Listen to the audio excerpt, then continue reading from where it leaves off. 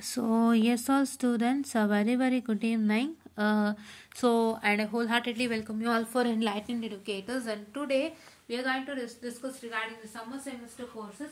So summer semester andre ಏನು ಅಂತ ನಾನು ಆಲ್ರೆಡಿ ಈ ಮುಂಚೆ ಹೇಳಿದೆ, and I'm here to speak about this once again because more detailed info for summer semester has been given here in this circular. So who and all are eligible for the registration and who and all are can access this summer semester and how well the summer semester goes on and whole summer semester things in detail. So let's discuss, and before that I kindly request you to watch this video completely without fail and don't again ask it out, say who's eligible for summer semester, right? Yes. And so first let's see the subject: instruction for summer semester registration and conduction of courses for first year program B Tech 2025 and 6, right? Yeah. So now this circular applies only to the students admitted in the academic year 24-25 who have recently completed their second semester. This is 24-25 who have recently completed their second semester. Fine. Good. Yeah. So details regarding the same. Ille gottagide yarg apply agutte anta. Aita? And details regarding the summer semester have already been provided in the circular. So circular alli kottidru yavag start agutte yavag end agutte adra ಬಗ್ಗೆ ಒಂದು video ಮಾಡಿದೀನಿ. So please go and check that back and please to make sure that you look at that first. And dates ಮಾತ್ರ ನೋಡ್ಕೊಳ್ಳಿ, ಮಿಕ್ಕಿ details ಇಲ್ಲಿದೆ ಆಯ್ತಾ. Yeah, cited under reference number 1. Additionally, the academic calendar for the summer semester have been issued with reference number 2. The college is required to undertake the following action regarding the conduct of summer semester classes for students of B Tech, B Architecture, B Plan, BSc, B Design program. Identification of high failure courses. So the college shall identify and list a total of 8 courses from the list. 8 courses from the first and second semester in which the maximum number of failures were observed. Since the current second semester results are not yet available, the college may refer to second semester results of the previous batch for this purpose. So here what they have to do is they have to identify the high failure courses. That is, they have to compare the results of the first and second semester. They need to see how many students are failed. ಆಯ್ತಾ, ಎಷ್ಟು ಜನ students failed ಆಗಿದ್ದಾರೆ and ಆ students ಯಾವ subject ಅಲ್ಲಿ failed ಆಗಿದ್ದಾರೆ and in that failed students which subject is the maximum number of failure that has occurred, right? So for example if you taking up mathematics, so mathematics ಅಲ್ಲಿ failed ಆಗಿರ್ತಾರೆ, physics ಅಲ್ಲಿ failed ಆಗಿರ್ತಾರೆ, ಕೆಮಿಸ್ಟ್ರಿಲಿ failed ಆಗಿರ್ತಾರೆ, electrical, electronics, mechanical, and IoT or Python or any other, C++, any other thing. But which subject is having the highest number of failure, that subjects have to be considered. If now I'm sorry again for the distraction. As of now, as second semester results are not announced, still exams are going on, so they have to take the second semester previous year's result to have this, data. Fine. Okay. Now, eligibility for the summer semester registration. Students who have been awarded at any grade, that is not eligible due to shortage of attendance or fail to qualify in CIE, must register for the respective courses during the summer semester. So ಇವಾಗ clear ಆಯ್ತಲ್ವಾ, ಯಾರಿಗಿನ್ನೂ attendance ಸಿಕ್ಕಿಲ್ಲ ಅಂದ್ರೆ shortage of attendance ಇಂದ ನಿಮ್ನ detain ಮಾಡಿದ್ದಾರೆ, ಅವರೆಲ್ಲರೂ ಕೂಡ ಇದು ಜಾಯಿನ್ ಆಗ್ಬೋದು. ಆಯ್ತಾ, ಒಂದು ಕ್ಲಿಯರ್ ಆಯ್ತಾ? Okay. Now students may register for the courses up to a maximum of 14 credits or 18 credits for the B Architecture. B ಗೆಲ್ಲ B Tech, B Plan, B SC, B Design program, it's all 14 and only B Architecture is 18 credit, right? Yeah. And the selected courses may belong to the first semester, second semester or a combination of both, provided the total does not exceed the applicable credit limit. Credit ಅಂದ್ರೇನು, ನಿಮ್ಮ course ಕ್ರೆಡಿಟ್ಗಳು ಇರುತ್ತಲ್ಲ, you have the course credit of 4, 3, 2 and 1. 4 for normal subjects, 3 for elective subjects, 2 for laboratory, right? And 1 credit for some simpler subject which is having a MCQ, correct? That is what is the thing. So ಏನಂತ ಹೇಳಿದ್ರೆ ನೀವು ಅದರ calculate ಮಾಡಬೇಕು. So ನಿಮ್ಮ ಯಾವ course ಅನ್ನ ತಗೋತಾ ಇದ್ದೀರಾ, which courses are you planning to take up in summer semester and right for exam. So kindly request you to calculate the course credit of all the courses. Course credit ಎಲ್ಲ courses calculate ಮಾಡಿ. So the total course credit should be equal to 14. Fine. Yeah. Okay. Next, submission of student details. ಇದು ಮೂರನೇದು. First ಏನು ತಿಳ್ಕೊಂಡ್ರೆ, identification of high failure courses ಯಾವುದು ಅಂತ identify ಮಾಡಬೇಕು.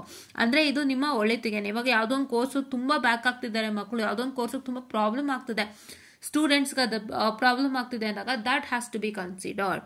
Fine. And eligibility for summer semester registration, ಇದು ಕೂಡ ತಿಳ್ಕೊಂಡ್ರೆ ಯಾರಿಗಾಗುತ್ತೆ ಅಂತ ನಾನು ಆಲ್ರೆಡಿ ಹೇಳ್ದಂತೆ. It's for even attendance shortage ಆಗಿ ನಿಮಗೆ ನಾಟ್ ಎಲಿಜಿಬಲ್ ಅಂತ ಬಂದಿರುತ್ತಲ್ಲ, ಅವ್ರು ಕೂಡ ಇದನ್ನ ಅಟೆಂಡ್ ಮಾಡ್ಬೋದಾಗಿರುತ್ತೆ. ಆ್ಯಂಡ್ ನೀವೇನು ಅಂದರೆ ಬರೀ ಫಸ್ಟ್ ಸೆಮ್ದೇ ತಗೋತೀನಿ ಅಂದರೆ ಓಕೆ, ನಿಮ್ಗೆ ಯಾವ್ದು ಬ್ಯಾಕ್ಲಾಗ್ ಇದೆ ಅದಲ್ವಾ, ಸೊ ಫಸ್ಟ್ ಸೆಮ್ದೇ ತಗೋತೀನಿ ಅಂದ್ರೆ ಓಕೆ, ಇಲ್ಲ ಸೆಕೆಂಡ್ ಸೆಮ್ದೇ ತಗೋತೀನಿ ಅಂದ್ರೆ ಓಕೆ, ಇದು ಕಾಂಬಿನೇಷನ್ ಆಫ್ ಬೋತ್ ತಗೋಬಹುದು. ಆಯ್ತಾ. ಸಮ್ಮರ್ ಸೆಮಿಸ್ಟರ್ ಸ್ಟಾರ್ಟ್ ಆಗೋದು 4th ಇಂದ, ಸೊ ಹಾಗಾಗಿ ಇದು ರಿಸಲ್ಟ್ ಕೂಡ ಇನ್ನೂ ಅನೌನ್ಸ್ ಆಗಿಲ್ಲ. I understand.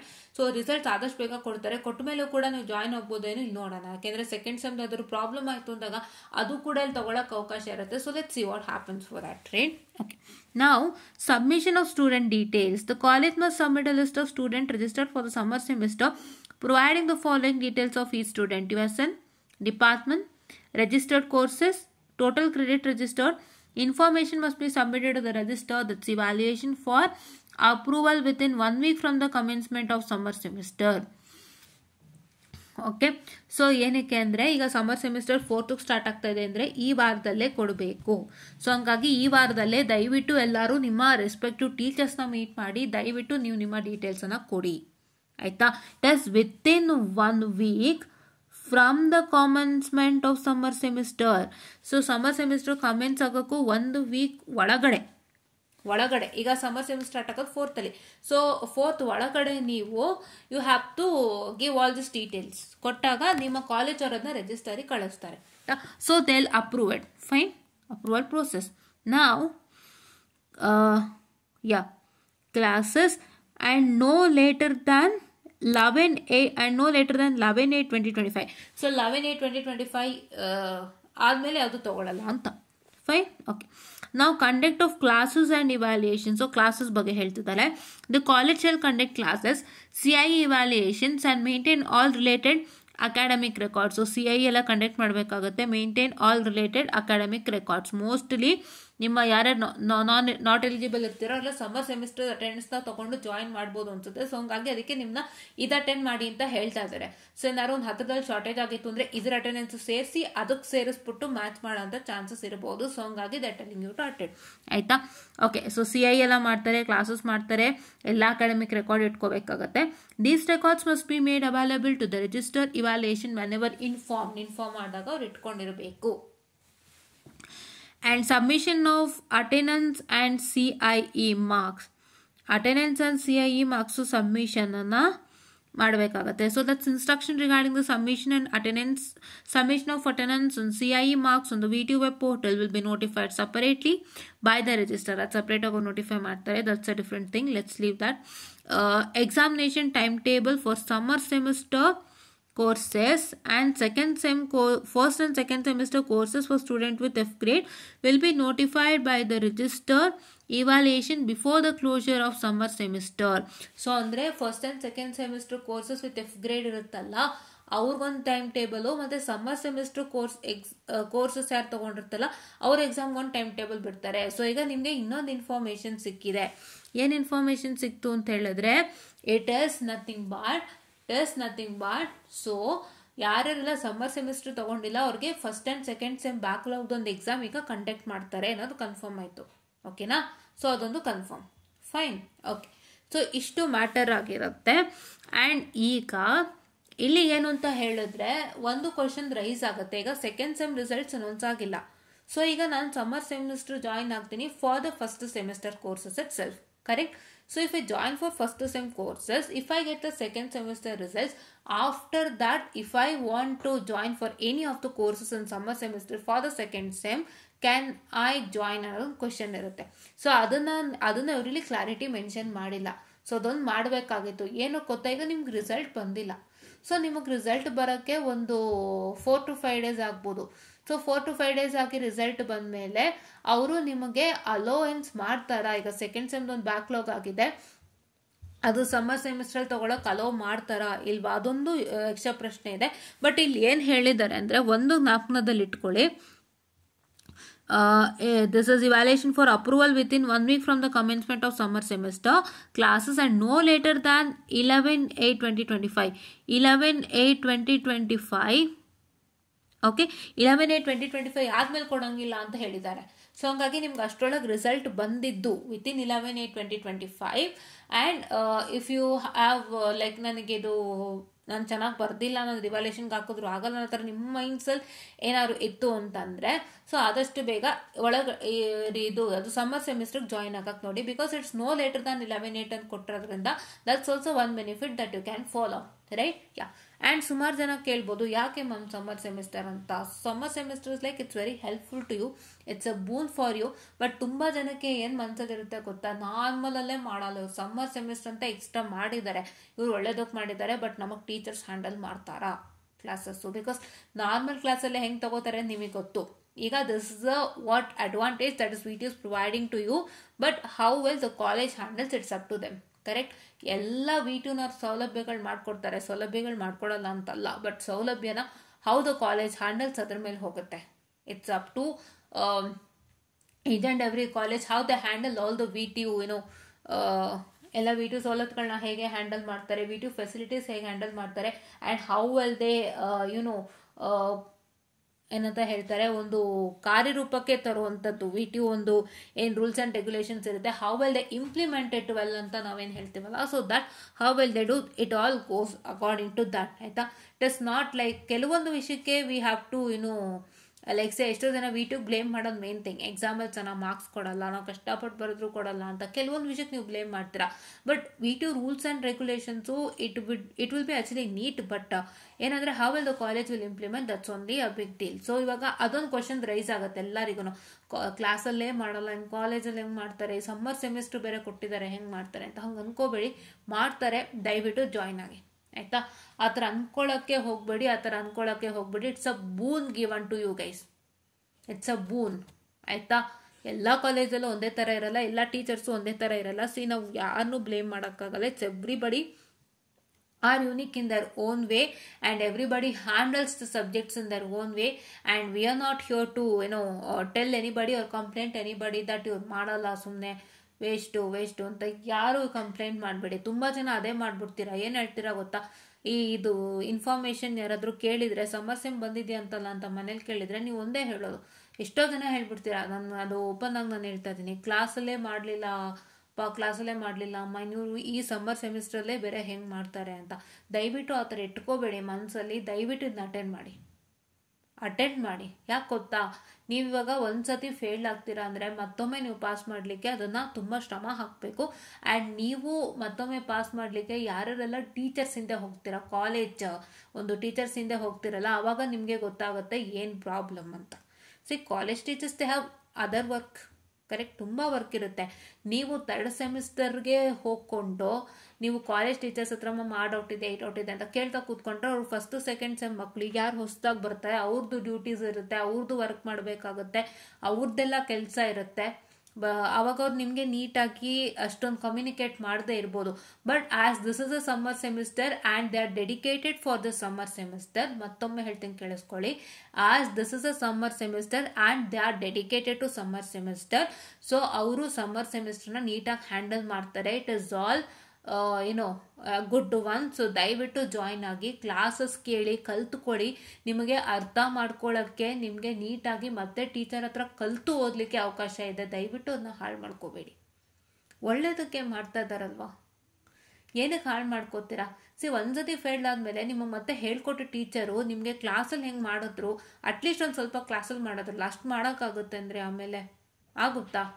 ನೀವು ಯಾವುದೋ ಸೆಮ್ ಫೇಲ್ ಆಗ್ತೀರಾ, for example first sem maths fail ಆಗ್ತೀರಾ ಅಂದ್ಕೊಳ್ಳಿ, 2nd ಸೆಮಿಸ್ಟ್ರಲ್ಲಿ ನೀವು ಯಾರು ಮ್ಯಾಥ್ಸ್ ಹೇಳ್ಕೊಟ್ರು ಅದೇ ಟೀಚರ್ ಹತ್ರ ಹೋಗಿ ಫುಲ್ ನನಗೆ ಫಸ್ಟ್ ಸೆಮ್ಮಲ್ಲಿ ಹೆಂಗೆ ಮಾಡ್ಕೊಟ್ಟೆ ಸರ್ ಹಂಗೆ ನೀಟಾಗಿ ಮಾಡ್ಕೊಡೋಕ್ಕಾಗುತ್ತಾ ಅಂದರೆ ಅವ್ರು ಕಾಲೇಜಲ್ಲಿ ಇತ್ಕೊಂಡು ಮಾಡ್ಕೊಡೋಕ್ಕಾಗುತ್ತಾ? Is that possible? No, right? But this is a dedicated platform wherein they all will be dedicatedly teaching, conducting classes, and also they all will conduct exam conduct ಮಾಡ್ತಾರೆ, ಎಕ್ಸಾಮು ಕಂಡಕ್ಟ್ ಮಾಡ್ತಾರೆ, assessments ಕೊಡ್ತಾರೆ, test ಕೊಡ್ತಾರೆ. ಎಲ್ಲ ಕೊಡುವಾಗ ಯಾಕೆ ಬಿಡ್ತೀರಾ ಅಲ್ವಾ? ನೀಟಾಗಿ ಮಾಡ್ತಾರೆ. ನಿಮಗೆ ಮೇನ್ ಥಿಂಗ್ ಅವ್ರು ಫೋಕಸ್ ಮಾಡ್ತಾರೆ. ಇಲ್ಲಿ ಇಂಪಾರ್ಟೆಂಟ್ ಎಲ್ಲ ಫೋಕಸ್ ಮಾಡೋವಂಥದ್ದು. ಆ್ಯಂಡ್ ಇಲ್ಲಿ ಹೇಳ್ಕೊಡೋಂಥ ರೀತಿ ಬೇರೆ ಇರುತ್ತೆ. ಇಲ್ಲಿ ಏನಕ್ಕೆ ಅಂದರೆ ಫಸ್ಟೇ ಅವ್ರು ಕೊಟ್ಟಿದ್ದಾರೆ ಯಾವ್ಯಾವುದು ಹೆಚ್ಚಿನ ಒಂದು ಬ್ಯಾಕ್ಲಾಗ್ ಇದೆ ಅದನ್ನು ಕಾನ್ಸಂಟ್ರೇಟ್ ಮಾಡಿ ಅಂತ. ಹೆಚ್ಚಿನ ಸಬ್ಜೆಕ್ಟ್ ಯಾವುದು ಬ್ಯಾಕ್ಲಾಗ್ ಆಗ್ತಿದೆ ಅದನ್ನು ಕಾನ್ಸಂಟ್ರೇಟ್ ಮಾಡಿ ಅಂತ ಹೇಳ್ತಿದ್ದಾರೆ. ಅದಂದ್ರೆ ನೀವು ಮೇನ್ ಆಗಿ ಅರ್ಥ ಮಾಡ್ಕೋಬೇಕು that it's all for your good and your benefit. Use ಮಾಡ್ಕೊಳ್ಳಿ, ಆದಷ್ಟು ಸೋಂಬೇರ್ತನ ಮಾಡಬೇಡಿ, ಯೂಸ್ ಮಾಡ್ಕೊಳ್ಳಿ. ನೀವು ಓದೋಕ್ಕೂ ಇಲ್ಲಿ ಕಲ್ತೋದಕ್ಕೂ ವ್ಯತ್ಯಾಸ ಇದೆ. ನನ್ನ ಓನ್ ಎಕ್ಸ್ಪೀರಿಯನ್ಸು. ನಮಗೆ ಯಾರಾದರೂ ಬೇಕೇ ಬೇಕಾಗುತ್ತೆ. ನಾವೇ ಓದ್ತೀವಿ ಅಂದರೂ ಎಷ್ಟೋ ಸತಿ sometimes we might think wrong or we might understand wrong. ಅದು ಯಾವುದು ಆಗಬಾರ್ದು. ನಾನು ನೀಟಾಗಿ ಗುರು ಹತ್ರ ಕಲಿತೀನಿ ಅಂದರೆ this is the best platform that you have. Okay, so summer ಸೆಮಿಸ್ಟರ್ನ ಆದಷ್ಟು ಬಳಸ್ಕೊಳ್ಳಿ. ನಾನು ಸೀರಿಯಸ್ ಆಗಿ ಹೇಳ್ತಿದ್ದೀನಿ, ಯಾರು ಲೈಫ್ ಸ್ಪಾಯ್ಲ್ ಮಾಡ್ಕೋಬೇಡಿ.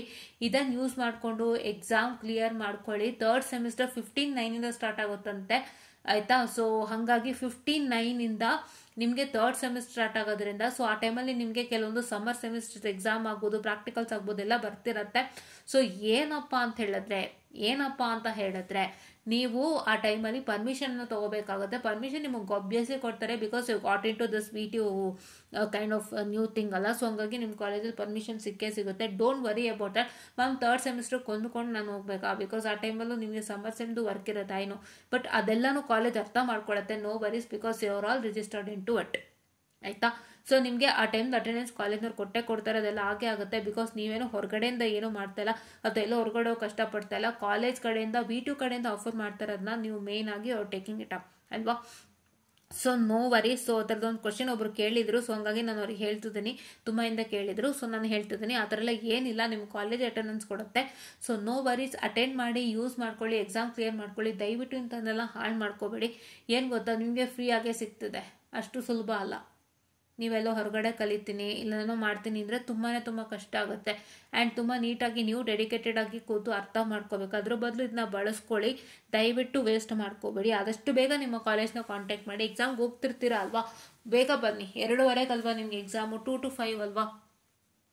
ಸೊ 2 to 5 ಅಂತ ಹೇಳಿದರೆ ನೀವು ಫಸ್ಟು ಒಂದು 11 ಗಂಟೆ ಹಾಗೆ ಬನ್ನಿ. ನಿಮ್ಮ HODs ಹತ್ರ ಮಾತಾಡಿ first. If you are from a chemistry cycle, speak to a chemistry HOD. Or if you are from physics cycle, speak to a physics cycle HOD ಹತ್ರ ಮಾತಾಡಿ. ಸರ್ ಇದು ರಿಜಿಸ್ಟರ್ ಆಗ್ತಿದ್ದೀನಿ ಅಥವಾ ಮ್ಯಾಮ್ ಇದು ರಿಜಿಸ್ಟರ್ ಆಗ್ತಿದ್ದೀನಿ ಅಂತ ಹೇಳಿಬಿಟ್ಟು ನೀವು ನಿಮ್ಮ ಡೀಟೇಲ್ಸನ್ನು ಕೊಡಿ. ಏನು ಹೇಳ್ತಾರೆ ಕೇಳ್ಕೊಂಡು ಫಾಲೋ ಅಪ್ ಮಾಡಿ. ದಯವಿಟ್ಟು ಯೂಸ್ ಮಾಡ್ಕೊಳ್ಳಿ. ಡೋಂಟ್ ಲೂಸ್ ಯುವರ್ ಸೆಲ್ಫ್ ಅಂತ ನಾನು ಹೇಳ್ತಾ, ಆ್ಯಂಡ್ ನಿಮ್ಮ ಫಸ್ಟ್ ಆ್ಯಂಡ್ ಸೆಕೆಂಡ್ ಸೆಮಿಸ್ಟರ್ ಯಾರೆಲ್ಲ ಬ್ಯಾಕ್ಲಾಗ್ಸ್ ಇಟ್ಕೊಂಡಿರ್ತೀರಾ, ಸೊ ಅವರಿಗೂ ಕೂಡ ಒಂದು ಎಕ್ಸಾಮ್ ಇರುತ್ತೆ. ದಟ್ಸ್ ಓನ್ಲಿ ಫಾರ್ 2024-25 ಸ್ಕೀಮ್, ಬೇರೆ ಯಾರಿಗೂ ಇರೋದಿಲ್ಲ. ದಯವಿಟ್ಟು ಜ್ಞಾಪನದಲ್ಲಿ ಇಟ್ಕೊಳ್ಳಿ. If you are getting a makeup exam, so makeup exam ಬಂದು ನಿಮ್ಮ ಕರೆಂಟ್ ಅವ್ರಿಗೆ ಮಾತ್ರ ಮೇಕಪ್ ಎಕ್ಸಾಮ್, ಹಳೇದಕ್ಕೆ ಬರಲ್ಲ. ಇವಾಗ ಯಾರು 5th and 6th ಸೆಮಿಸ್ಟರ್ ಇರ್ತಾರೆ ಅವ್ರಿಗೆ ಮಾತ್ರ ಮೇಕಪ್ ಎಕ್ಸಾಮ್ ಇರುತ್ತೆ, ಆಯ್ತಾ. ಇವಾಗ ಯಾರೋ 21 ಸ್ಕೀಮ್ ಮಕ್ಕಳು 5th and 6th ಸೆಮ್ ಮಕ್ಕಳಿಗೆ ಇದು ಮೇಕಪ್ ಇಲ್ಲ, ಅಥವಾ 5th and 6th ಸೆಮ್ ಮಕ್ಕಳು ಯಾರು ಇದಾಗಲೇ 3rd and 4th ಸೆಮ್ದು ಮೇಕಪ್ ಎಕ್ಸಾಮ ಇಲ್ಲ.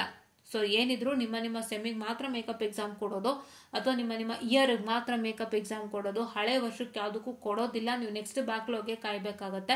ಸೊ ದಯವಿಟ್ಟು ಆದಷ್ಟು ಸಮ್ಮರ್ ಸೆಮಿಸ್ಟರ್ ಬಳಸ್ಕೊಳ್ಳಿ. ಆ್ಯಂಡ್ ಯಾರೆಲ್ಲ ತಗೋತಾ ಇಲ್ಲ ಸಮ್ಮರ್ ಸೆಮಿಸ್ಟರ್ಗೆ, first and second sem backlog exam ಇರುತ್ತೆ, ಅದನ್ನು ಅವೇಲ್ ಮಾಡ್ಕೊಳ್ಳಿ ಅಂತ ನಾನು ಹೇಳ್ತಾ, I just want to session all students. Thank you.